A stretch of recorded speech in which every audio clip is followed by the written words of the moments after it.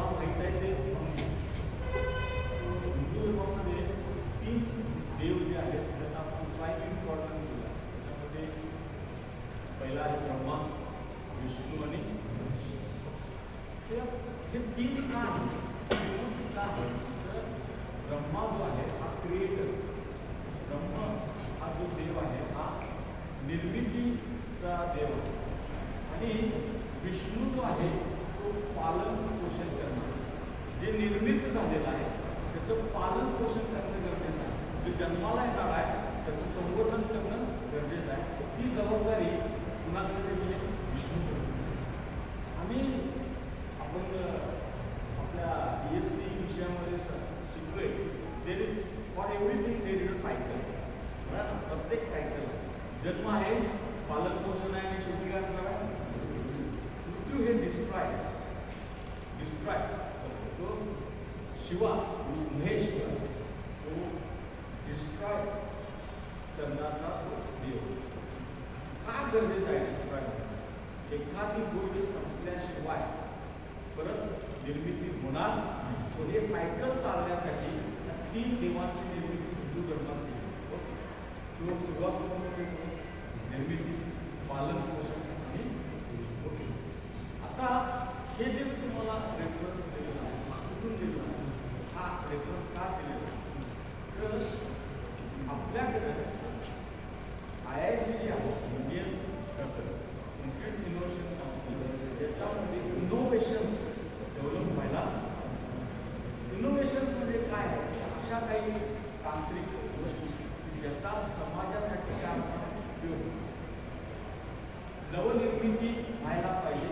आणि नवनिर्मिती करणार शेवटी आपणच मनुष्य आहे. तो मनुष्याकडून नवनिर्मिती व्हायला पाहिजे आणि मग त्या नवनिर्मिती करण्याच्या दृष्टीनं तुमचं एज्युकेशन असायला पाहिजे. आणि कुठल्या एज्युकेशन पद्धती तुम्हाला इनोव्हेशन्स बूस्ट करण्यासाठी मदत करतील त्या पद्धतीचं शिक्षण, त्या पद्धतीची कल्चर तुमच्यामध्ये येण्यासाठी हा एज्युकेशन डे IICच्या अंडर आपण सेलिब्रेट करतो. पण आज तुम्ही आज डिप्लोमाच्या लास्ट इयर आहात, पण मला निश्चितपणे असं वाटतं की तुमच्यापैकी मेजॉरिटी मुलंही हायर एज्युकेशनसाठी जातात आणि काही तुमच्यापैकी जॉबला वगैरे पण जाऊ शकते किंवा स्वतःला बिझनेस चालू करतात. कुठल्याही स्टेजमध्ये जरी केला तरी एज्युकेशन आहे हे न थांबणार. ओके. आणि आता तुम्ही ऐकताय की सगळीकडे नवीन शब्द, तुम्ही नवीन म्हणण्यापेक्षा एक शब्द आता प्रचलित आहे, न्यू एज्युकेशन पॉलिसी. तर न्यू एज्युकेशन पॉलिसी आपण नेहमी म्हणतो आपला सिलेबस न्यू एज्युकेशन पॉलिसीमधून डेव्हलप झालेला आहे. तर न्यू एज्युकेशन पॉलिसीमध्ये जे आपले सेकंड इयरला विद्यार्थी आहेत त्यांना हे स्कीम आहे. हे स्कीम कुठून, हे स्कीमचं जे काय उत्पत्ती आहे किंवा काय म्हणतो त्याला प्रेरणा जी आहे त्या स्कीमच्या बाबतीत ती आहे न्यू एज्युकेशन पॉलिसी. मग तुम्ही काही आता सेकंड इयरमध्ये आता काही सब्जेक्ट सिलेबसमध्ये आले आहेत जसे की तुमचं इसेन्स ऑफ इंडियन कॉन्स्टिट्यूशन हा एक सब्जेक्ट सेकंड इयरच्या मुलांना असतो. आता तुम्ही म्हणाल की सर आम्ही टेक्निकल विद्यार्थी आहोत आणि मग आम्हाला ह्या इंडियन कॉन्स्टिट्यूशनचं शिकण्याची काय गरज आहे? तर ह्या सगळ्याचा बेस जो आहे आपल्याला न्यू एज्युकेशन पॉलिसीमध्ये सापडतो. न्यू एज्युकेशन पॉलिसी जी आहे ही आपल्या भारतीय एज्युकेशन शैलीवरती आधारित आहे. मग जर आपल्याला न्यू आता तुम्ही जेव्हा हायर एज्युकेशनला जाल किंवा तुमची नेक्स्ट जनरेशन जी आहे ही एज्युकेशनला जाल त्यांचं सगळं एज्युकेशन जे आहे ते कशात होणार आहे तर न्यू एज्युकेशन पॉलिसीमध्ये होतं. 2 गोष्टी आहेत त्याच्यामध्ये. तुम्ही ॲज अ विद्यार्थी, ॲज अ स्टुडंट तुम्हाला न्यू एज्युकेशन पॉलिसीबद्दल माहीत पाहिजे. कारण का तुम्हाला ती अंगीकारायची आहे. का अंगीकारायची आहे? तर तुम्ही भविष्यातले पालक आहात. तुमचा माइंडसेट, पालक म्हणून तुमचा माइंडसेट कसा तयार व्हायला पाहिजे हे अतिशय महत्त्वाचं आहे. आज या घडीला दुर्दैवानं सगळे पालक आपल्या मुलाच्या मार्कामध्ये जास्त माझ्या मुलाला किती टक्के मार्क पडले याच्यावरती ते पालक काय करतात, स्वतःचं स्टेटस ठरवतात. मी म्हणजे कुणाला क्रिटिसाइज करत नाही, म्हणजे दृश्य दिसतं. तुम्ही पण अनुभव असेल, तुम्ही जेव्हा स्कूल डेजमध्ये होता तुम्ही कधी होमवर्क लिहून घेतला नसेल, पण तुम्हाला आणायला येणारे पालक ते काय करतात, ते डायरी ठेवतात आणि टीचर्सना विचारतात, सर टीचर माझ्या मुलाला आज काय होमवर्क देतो. बरोबर, तुम्हाला दिलेला प्रोजेक्ट, कदाचित स्कूलमध्ये तुम्हाला दिलेला जो प्रोजेक्ट आहे तो प्रोजेक्ट तुम्ही घरी जाऊन सांगता की मला आज शाळेत प्रोजेक्ट दिलेला आहे, काय दिलेला आहे, काही देतात ते फुलपाखरांचे चार्ट करा किंवा कशाचे चार्ट करा. खरं प्रामाणिकपणे तुम्ही विचार करा त्यापैकी किती प्रोजेक्ट तुम्ही स्वतःहून केला नाही. तुमच्या पालकांनी 75% कॉन्ट्रीब्युशन दिलेलं आहे. बरोबर, तुम्हाला त्यातनं काय मिळालं, तुम्हाला त्यातनं काय मिळालं, काहीही मिळालं नाही. फक्त ती चित्र विकणारे झेरॉक्सवाले हे श्रीमंत झाले लक्षात. आणि तुम्हाला तुमच्या ज्ञानामध्ये 0% ॲडिशन आहे. हे आजच्या जी काय एक्झिस्टिंग शैक्षणिक पद्धत आहे त्याचं हे फेल्युअर आहे. आणि मग एक सगळ्यात महत्त्वाची गोष्ट की एज्युकेशन कसं पाहिजे, तर एज्युकेशनमध्ये नवनिर्मिती पाहिजे, एज्युकेशनमध्ये पालनपोषण पाहिजे, आणि ज्या चुकीच्या गोष्टी आहेत किंवा ज्या नवीन गोष्टी येणार आहेत त्याच्यासाठी असलेलं काही जी सिस्टीम आहे ती डिस्ट्रॉय करून मला करता येईल. सो साधी एक गोष्ट बघा की तुम्हाला एखादं घर जुनं झालेलं असतं, 50-60 वर्षापूर्वीचं घर असतं, बरोबर आहे, खूप मोठं असतं, दिसायला देखणं असतं, पण आत राहणाऱ्या माणसांना सतत भेटे असते, वर्ण छप्पर कधी. असं घर दुरुस्त करण्यापेक्षा ते जमीनदोस्त करून त्याच जागेवरती नवीन घर बांधू शकतो. So destruction is also important. मग ही एज्युकेशन सिस्टीम जी आहे ही या तिन्ही गोष्टींना प्रेरित करणारी असायला पाहिजे. आणि म्हणून जी नवीन एज्युकेशन पॉलिसी आलेली आहे ही आपल्या हे कुठून आलेलं आहे, तर रेफरन्स कुठला आहे, तर भारतीय शिक्षण पद्धती हा सगळ्यात महत्त्वाचा पाया धरून आताची न्यू एज्युकेशन पॉलिसी आहे. भारतीय एज्युकेशन सिस्टीम जी आहे ती एवढी महत्त्वाची का आहे, तर सगळ्यात महत्त्वाचं म्हणजे प्राचीन काळापासून नॉलेज ज्ञान याला कशाची त्याला हे दिलं, त्याला नाव काय दिलं, तर ज्ञान हे माणसाचा तिसरा डोळा, ज्ञान हे माणसाचा काय तिसरा डोळा. तो थर्ड आय, म्हणजे जसं तुम्हाला माहिती आहे की थर्ड आय म्हणजे पर्टिक्युलर वेगळा सेन्स की जो माणसाला पशु आणि जनावरांच्यापासून काय करतो वेगळा. तो माणूस हा प्राणी आहे सगळ्यांना माहिती आहे, पण बाकीचे प्राणी आणि माणूस याच्यामध्ये महत्त्वाचा डिफरन्स काय, जे काही प्राणी आहेत ते जन्माला येतात, स्वतः सर्वाईव्ह करतात, स्वतःचा अन्न स्वतः मिळवतात, आपल्यासारखेच अनेक प्राणी जन्माला घालतात आणि मरतात. हे प्रत्येक ॲनिमलला लागू पडणारं हे सेंटेन्स आहे. पण माणूस याच्यापासून का वेगळा आहे, तर माणसाकडं विचार करण्याची कपॅसिटी, माणसाकडे काय विचार करण्याची कपॅसिटी आहे, योग्य अयोग्य ठरवण्याची कपॅसिटी आहे. ही प्राण्यांच्याकडे आहे का, ही प्राण्यांच्याकडे नाही आहे, बरोबर आहे. सो हा जो डिफरन्स आहे हा डिफरन्स का आलेला आहे, it is because of knowledge, because of ज्ञान. भारतीय जी काही एज्युकेशन सिस्टीम आहे यांनी ज्ञानाला अतिशय महत्त्व दिलेलं पहिल्यापासून.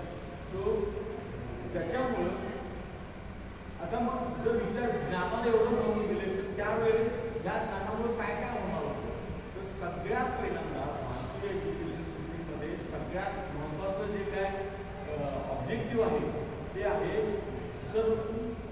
नैतिक नीतिमत्ता असलेला माणूस, एक थोडक्यात आजच्या काळामध्ये जबाबदार नागरिक ज्याला म्हणता येईल, नैतिक माणूस तयार करणे हा भारतीय एज्युकेशन सिस्टीमचं सगळ्यात पहिलं ऑब्जेक्टिव्ह. ओके, तुम्ही शाळेमध्ये जे काय मराठी मीडियममध्ये असतील त्यांच्या लक्षात विद्या विनयेनं शोभते, हे सगळीकडे लिहिलं असतं. तर मिनिंग काय? विनय हा, हे विनय म्हणजे नम्रता, हे माणसाचं शील आहे. हा असा शील संपन्न माणूस तयार करणं ही सगळ्यात पहिलं ऑब्जेक्टिव्ह आहे भारतीय एज्युकेशन. तुम्ही बघा की आपल्या स्कूलमध्ये अयोग्य काय योग्य काय हे शिकवलं जातं. बरं, हाऊ टू बिहेव, कुणाशी कसं वागावं याच्याबद्दलचे आपल्याला शिक्षण दिलं. हे सगळं का आपल्या शिक्षणामध्ये तुम्ही जर कम्पेअर केलं आजचं स्कूल, आजचं देखील स्कूल आणि फॉरेनमधले जर स्कूल तुम्ही कम्पेअर केलं तर एक गोष्ट लक्षात येईल की आपल्या इथं शिस्त जो आहे, विद्यार्थ्याला एक पर्टिक्युलर शिस्त असायला पाहिजे. त्याच्यामध्ये काही प्रोटोकॉल्स तयार केले, ते प्रोटोकॉल्स आपण इथं फॉलो करू. फॉर एक्झाम्पल, वर्गात येताना तुम्ही सर्वांना विचारता मी आत का, बरं आहे, किंवा मी बाहेर जाऊ का, बरं आहे, एक साधी गोष्ट. काही कंट्रीजमध्ये असे काही रूल्स नाही. मला वाटलं कधी पण आत या, तुम्हाला वाटलं कधी पण जावं, तुम्ही शिक्षकांच्याकडे फोकस्ड असलं पाहिजे असं नाही. एखादा विद्यार्थी जर त्याला कंटाळा आला, सरांचं लेक्चर ऐकावंसं वाटलं नाही की झोपला तर झोपून करू शकतो. सो हे जे प्रोटोकॉल्स आहेत आपल्याला वाटतं एवढं फ्रीडम आहे, पण जेव्हा तुम्ही अशा प्रकारचं फ्रीडम एन्जॉय करता त्यावेळेला तुमच्यामध्ये शिस्त पालन करण्याची जे काही कॅपॅसिटी आहे ती येते. तुमच्याकडे नम्रता आहे, त्याच्यामध्ये उद्योग पण आहे आणि उद्योग माणूस त्याच्यामध्ये सर्वात शिकत. सो सगळ्यात सगळं पहिल्यांदा ऑब्जेक्टिव्ह जे आहे ते शील माणसांमध्ये शील तयार करणं ही सगळ्यात पहिली प्रायोरिटी आपल्या एज्युकेशन सिस्टीमला दिली आहे. ज्याला आपण असं म्हणू शकतो की चारित्र्य संपन्न माणूस त्याच्यातनं तयार व्हायला पाहिजे. त्याच्यानंतरचं जे ऑब्जेक्टिव्ह आहे ते आहे व्यक्तीचा सर्वांगीण विकास व्हावा. सर्वांगीण म्हणजे काय? तर ऑल आस्पेक्टमध्ये जे काय सर्वाईव्हसाठी लागणाऱ्या ज्या गोष्टी आहेत त्या सगळ्या गोष्टींचं ज्ञान त्याच्याकडे असायला पाहिजे. तुम्ही बघा 10वीपर्यंत जेव्हा आपण शिकतो तेव्हा सगळे विषय शिकतो. भाषा, गणित, सायन्स एवढं शिकवलं तर याच्याबद्दल आणखी काय काय शिकवलं जातं. शारीरिक शिक्षण असतं, शारीरिक शिक्षण किंवा तुम्ही तुमच्यापैकी काही जणांनी ड्रॉइंगच्या एक्झाम दिल्या असतील, बरोबर. सो हे का गरजेचं काय आहे? तर दोन महत्त्वाच्या गोष्टी आहेत की भौतिक ज्ञान आणि आध्यात्मिक ज्ञान. ह्या दोन्ही गोष्टी माणसाच्या सर्वांगीण विकासासाठी अतिशय महत्त्वाच्या आहेत. तर भौतिक ज्ञान म्हणजे काय? तर ज्या ज्ञानामुळे तुम्हाला तुमचं उपजीविकेचं साधन मिळणार आहे ते ज्ञान म्हणजे भौतिक ज्ञान. आणि समाजामध्ये तुम्हाला चांगला माणूस म्हणून जगण्याची जी काय नैतिक किंवा सर्व गुणसंपन्न म्हणून जगण्यासाठी जे ज्ञान लागणार आहे त्याला आपण काय म्हणतो? आध्यात्मिक. ओके, आध्यात्मिक म्हणजे लगेच देवापुढे जाऊन बसायचं असेल. सो दोन्ही ज्ञान आपल्याला महत्त्वाचं आहे आणि भारतीय एज्युकेशन सिस्टीममध्ये ह्या दोन्ही ज्ञानावरती भर दिलेलं आहे. सो भौतिक ज्ञान जे आहे हे कसं दिलं जातं ह्याच्यामध्ये? तर तुम्हाला कदाचित तुम्ही स्कूल डेजमध्ये ऐकलं असेल की पूर्वी भारतामध्ये स्वयंपूर्ण खेडे हा एक कन्सेप्ट होता. त्याच्यामध्ये there was no exchange of money and goods. आपल्याकडं आपण आपल्याला जी पाहिजे ती वस्तू आता सध्या आपण कशी मिळवतो. समजा तुमच्याकडं धान्य नाही आहे तर तुम्ही काय करता? शेतकऱ्याला पैसे देतात, त्याच्याकडनं काय घेतात? धान्य. शेतकऱ्याला जे काय लागणारे टूल्स आहेत, त्याला शेतकऱ्याला काय खुरपं लागत असेल, नांगर लागत असेल, तो काय करतो? दुकानात जातो, अमुक प्रकारचं खुरपं पाहिजे आहे, अमुक प्रकारचं मला टूल पाहिजे आहे, कुराट पाहिजे आहे, जे काय असेल ते नांगर पाहिजे, पैसे देतो मी. सो एक्सचेंज जो आहे हा वस्तू आणि पैसा याच्यामध्ये एक्सचेंज झाला. पण ही पद्धत पूर्वी भारतामध्ये नव्हती. मग काय पद्धत होती? तर वस्तूला वस्तू एक्सचेंज. ओके, आणि त्याच्यासाठी एक सिस्टीम आपल्या इकडे डेव्हलप झाली. कदाचित त्या सिस्टीमला 12 बसुदेदार असं म्हणू शकतो. तुम्ही बघा की गावामध्ये अजून देखील शेतकऱ्याचं जे खळं असतं तिथं पीक कापल्यानंतर ते विकण्यायोग्य करतात. तिथं बाकीचे सगळ्या समाजातले जे काय लोक आहेत ते तिथं कोण कोण जातात, तर लोहार सुतार त्या समाजातले जे लोक आहेत त्या काळाचे ते असं शेतकऱ्याकडे जायचे. कारण का वर्षभर त्या शेतकऱ्याला वेगवेगळ्या वस्तू लागतात. ओके, त्याला लागणारं खुरपा असेल, कुऱ्हाड असेल, नांगर असेल, हे कोण नांगराचा फाळ असेल ते त्याला कोण देणार, तर गावातले जे लोहार समाजाचे लोक आहेत ते त्याला तयार करून द्यायचे.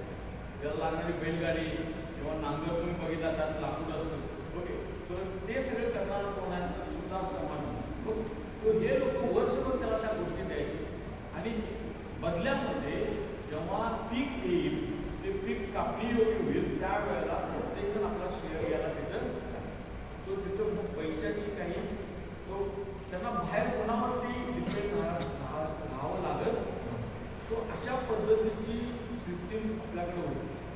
आता या सिस्टीमवर काय झालं बघा, तर या सिस्टीममध्ये एक प्रकारची संस्कृती आपल्याकडे आली. प्रत्येक समाजाला माहिती आहे की आपण प्रत्येक जण एकमेकावरती डिपेंडंट आहोत. कुणीही असा म्हणू शकत नाही.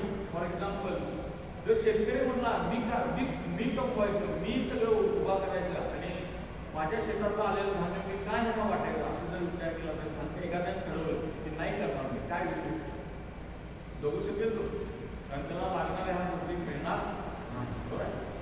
मग समाजामध्ये समानता येण्यासाठी ही सिस्टीम अतिशय उपयोगी होती. बरोबर. आता याच्यामध्ये दुसरा एक असा विचार आहे की पूर्वीच्या काळी जर तुम्ही बघितला तर हे जे काय मी तुम्हाला काही 2 एक्झाम्पल सांगितले, त्याचं स्किल जे आहे ते तयार करण्याचं जे स्किल आहे हे स्किल कसं ट्रान्सफर होत होतं. तर पूर्वीच्या काळी बघा की हे घराण्याशी निगडीत असतं. हे लोहाराच्या घरामध्ये जो कर्ता पुरुष आहे तो त्याच्या पुढच्या जनरेशनला ते स्किल्स काय करायचा, ट्रान्सफर करतो, की जेणेकरून त्याला उपजीविकेचं ज्ञान सतत मिळतं. ओके, सो हे भौतिक शिक्षण जे आहे हे या पद्धतीनं एका जनरेशनतून नेक्स्ट जनरेशन जातं. पण ही पद्धत इंग्रजांच्या किंवा त्याच्या आधीच्या काळात आले का नाही, तर ह्याचे सगळे रूट्स जे आहेत ते तुम्हाला इंडियन संस्कृती, इंडियन एज्युकेशन सिस्टममध्ये बघायला मिळतं. कारण का, तर तुम्ही आपली जी संस्कृती आहे किंवा पद्धती आहे त्यामध्ये गुरुकुल हा एक कन्सेप्ट आहे. गुरुकुल म्हणजे काय, तर मुलगा साधारणतः 12 ते 13 वर्षातून आला की त्याला अजूनही काही समाजामध्ये ती पद्धत आहे. मुंज शब्द ऐकला मुंज करणे, उपनयन करणे, तुम्हाला माहिती आहे का? ओके, तेव्हा मी काही आपल्या त्याच्यामध्ये स्पेशली ग्रामीण समाजामध्ये आधुनिक पद्धत चालू आहे की त्यांच्या गळ्यामध्ये जानवर तो विधी जो आहे त्याला उपनयन विधी किंवा मुंज म्हणतात. ते काय प्रकार आहे, तर ज्या वेळेला एखादा मुलगा 10-12 वर्षाचा होतो त्यावेळेला तो विद्या ज्ञान घेण्यासाठी त्याची बौद्धिक क्षमता तयार झालेली आहे आणि आता त्याला घर सोडून शिक्षणासाठी जायचं आहे. हा त्याच्यामागचा कन्सेप्ट आहे. त्याच्यासाठी तो संस्कार दिला की त्याच्यामध्ये वडिलांनी मुलाला सांगितलं असतं की तू आता ज्ञान मिळवण्यासाठी तयार झालेला आहे, तुला आता गुरुकडे जायचं आहे आणि तिथं गुरुंच्याकडनं तू ते ज्ञान मिळवायचं आहे. हे त्याला सांगण्यासाठीचा तो विधी आहे आणि हा पूर्वी सगळ्या समाजातल्या सगळ्या घटकांच्या मध्ये होत होतो. पण over the period of time काही समाजाने तो अजून चालू ठेवला आहे आणि काही समाजामध्ये तो आता नाममात्र राहिलेला.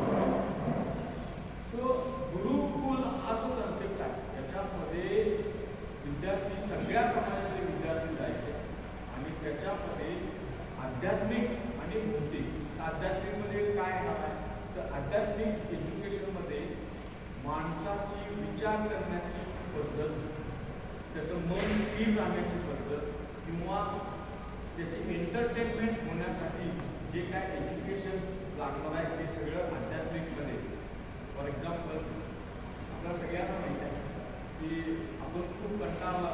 आता तुम्ही सगळेजण मोबाईल केले आहात, पण माझ्या जनरेशनमध्ये समजा मला स्ट्रेस घालवायचा असेल तर आमच्यासमोर वेगवेगळे ऑप्शन्स होतात.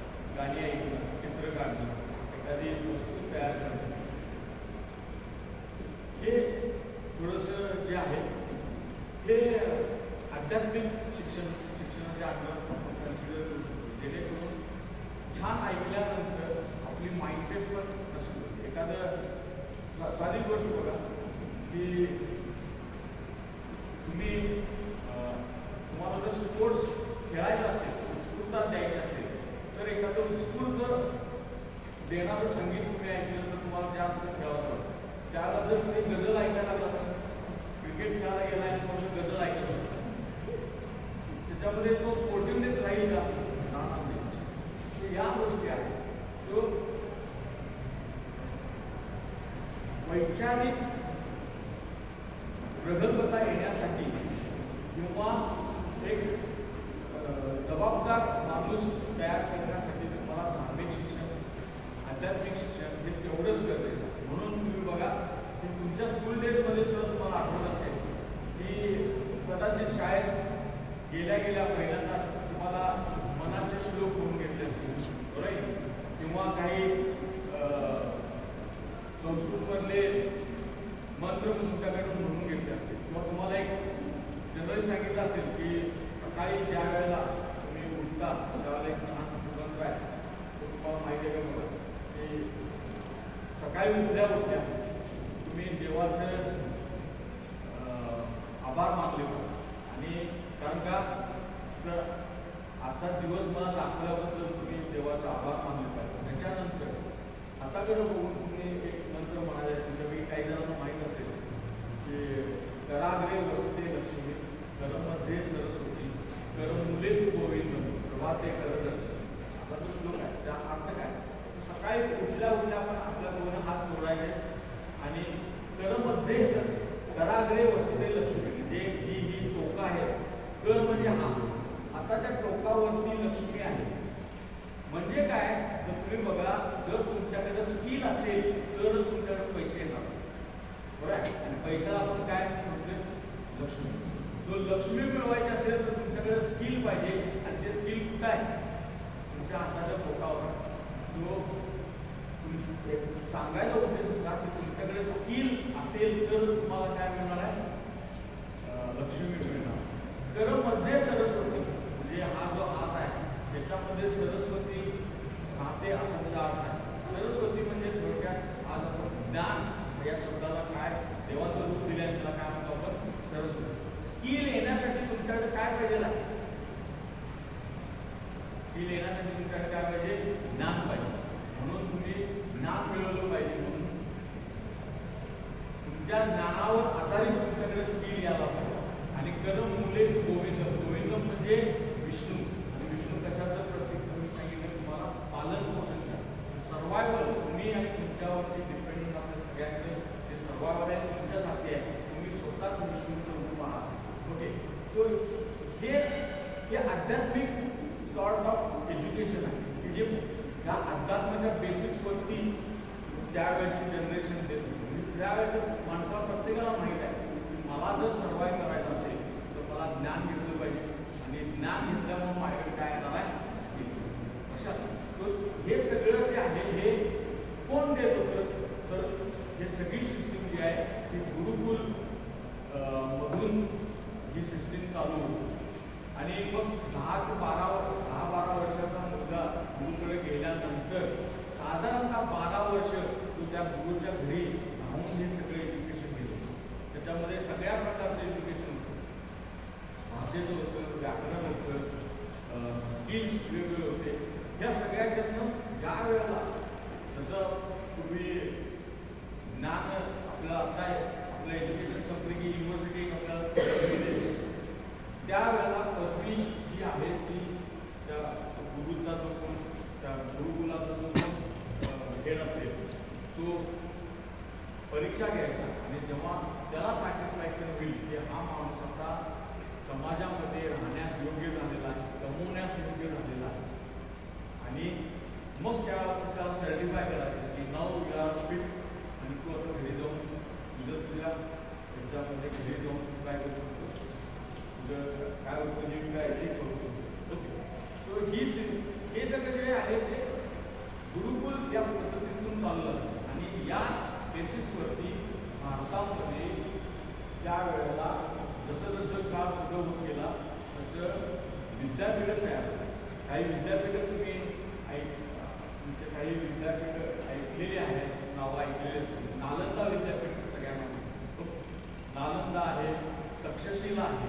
ओके, तो या तक्षशिला विद्यापीठ जे आहे ते आत्ता पाकिस्तानमध्ये रावळपिंडीमध्ये त्याचा एक्झिस्टन्स आत्ताच्या रावळपिंडी, आणि तो तक्षशिला हे ॲक्च्युली गांधार देश, गांधार नावाचा देश जो भारताचा भाग आहे, त्याला आज तुम्ही अफगाणिस्तान म्हणून ओळखतात. तो अफगाणिस्तान आधी गांधार होता आणि तो भारताचा भाग होता. त्यावेळी त्या गांधारमध्ये ही विद्यापीठ स्थापन झालेलं आहे. याच्यामध्ये त्यावेळेला साधारणतः 600 विद्यार्थी ॲट ए टाईम शिक्षण घेत होते. हे जे तक्षशिला विद्यापीठ आहे हे विद्यापीठ स्पेशली वॉर एज्युकेशन, त्यावेळी ऑब्वियसली जे त्यावेळेचे राजे होते, क्षत्रिय होते, त्यांना लढण्याचं काम असेल अशा लोकांना लढण्याबरोबरच राजकीय ज्ञान, राज्य चालवण्याचं ज्ञान हे सगळे देण्यासाठी हे विद्यापीठ फेमस होते. वैदिक काळानंतर ज्या वेळेला बौद्ध धर्माचा प्रसार जास्त झाला त्यावेळेला नालंदा विद्यापीठ हे अतिशय फेमस विद्यापीठ होतं की भारतात जे बाहेरून आलेले प्रवासी आहेत त्यापैकी तुम्ही कदाचित स्कूल डेजमध्ये यॉन शॉन नावाचा चायनीज प्रवासी आहे त्याचा आलेला तो आठवत असेल तुम्हाला. यांना असं लिहून ठेवले की ॲट अ टाईम 10,000 विद्यार्थी या विद्यापीठामध्ये काम करायचे, अभ्यास करायचे. आणि जसं आज तुम्हाला एखाद्या कॉलेजमध्ये प्रवेश घेण्यासाठी एंट्रन्स एक्झाम द्यावी लागते, तसं या विद्यापीठामध्ये शिक्षण घेण्यासाठी तुम्ही योग्य आहात का नाही हे ठरवणारी त्यावेळेला एक एंट्रन्स टेस्ट असते. आणि त्या अनुसार काय म्हणते की ज्यांना प्रवेश मिळालेला नाही अशा विद्यार्थ्यांच्या अश्रूंवर ते चिखल तयार होतं. म्हणजे हे जे काय त्यांची वर्णन कदाचित अतिशयोक्ती असेल, पण त्यात तुम्हाला सांगायचं काय की कॅपेबल जे आहेत लोक, अशा कॅपेबल लोकांचं त्यांना पुढे एज्युकेशन त्याच्यामध्ये द्यायचं. 5 नापास ही जी काय संकल्पना आहे ती त्यावेळेला होती. सो ह्या ज्या सगळ्या ह्याच्यातून हळूहळू डेव्हलपमेंट होत गेले. आणि जसं आपण ब्रिटिश काळात ही संपुष्टात आली व्यवस्था तेव्हा ब्रिटिश लोकांच्या मधून एक त्यांचा एज्युकेशन मास्टर होता ज्याला मॅकॅलोन म्हणतात, तो इकडं आला आणि त्यानं जी सिस्टीम फॉलो केली ती आज सिस्टीम आपण सगळीकडे वापरतो. आणि त्या सिस्टीमचे ड्रॉबॅक्स भरपूर आहेत. कारण का त्या सिस्टीममध्ये वैचारिक पात्रता विद्यार्थ्यांच्या मध्ये निर्माण केली गेली नाही. फक्त जमा खर्च लिहिता येईल प्रत्येकाला, रेकॉर्ड किपिंग कसं करता येईल या पद्धतीनेच ती एज्युकेशन सिस्टीम डेव्हलप केली गेली. मग आज आपल्याला जाणीव झालेली आहे की जी इंडियन एज्युकेशन सिस्टीम आहे ती पूर्वीप्रमाणेच माणसाला सर्वांगीण विकास होण्यासाठी जी आहे त्याची मूल्य आपल्याला जुन्या एज्युकेशन सिस्टीममध्ये मिळतात. तीच वेगळ्या पद्धतीनं आपल्याला इम्प्लिमेंट करायची. ओके, आता या एज्युकेशन सिस्टीमचं सगळ्यात ग्रेटेस्ट ड्रॉबॅक जो आता आपण ग्रेटेस्ट ड्रॉबॅक होता आपल्या भारतीय शिक्षण पद्धतीचा तो म्हणजे काही लोकांना या शिक्षण प्रवाहातून बाहेर काढलं म्हणजे काय तर स्त्रियांना शिक्षण दिलं जात पण आज तुम्ही बघताय की प्रत्येक क्षेत्रामध्ये स्त्रिया ज्या आहेत त्या त्याच्यामध्ये भाग घेत आहेत. तर इथून पुढं मुलींचं देखील एज्युकेशनचा न्यू एज्युकेशन पॉलिसीमध्ये मुलींना प्रोत्साहित केलेलं आहे एज्युकेशन घेण्यासाठी. तसंच समाजातल्या प्रत्येक घटकातल्या प्रत्येक व्यक्तीला शिक्षण मिळण्याची जी तरतूद आहे ती तरतूद या न्यू एज्युकेशन पॉलिसीमध्ये अशा पद्धतीनं जी येणारी एज्युकेशन पॉलिसी आहे आणि त्याच्यामध्ये जे काही ग्रेटनेस जो आहे एज्युकेशन प्राचीन भारतीय शिक्षण पद्धतीचा तो आपल्या ह्याच्यामध्ये आलेला आहे. या सगळ्याचं मूळ कुठं जातं तर हे सगळं मिळावं देशातले वेगवेगळे एज्युकेशनिस्ट आहेत त्यांनी त्याच्यामध्ये स्वतःचं कॉन्ट्रिब्युशन दिले आणि सुरुवात कुणापासून झाली मौलाना. ओके तुम्ही एक अपेक्षा व्यक्त करतो की ज्या वेळेला तुम्ही एज्युकेशन घेताय त्यावेळेला एज्युकेशन घेत असताना तुम्ही 3 गोष्टी लक्षात ठेवल्या पाहिजेत. ते म्हणजे काय तुमचं एज्युकेशन हे तुमचं उपजीविकेचं साधन व्हायला पाहिजे म्हणजे त्याचे स्किल्स तुमच्याकडे यायला पाहिजे.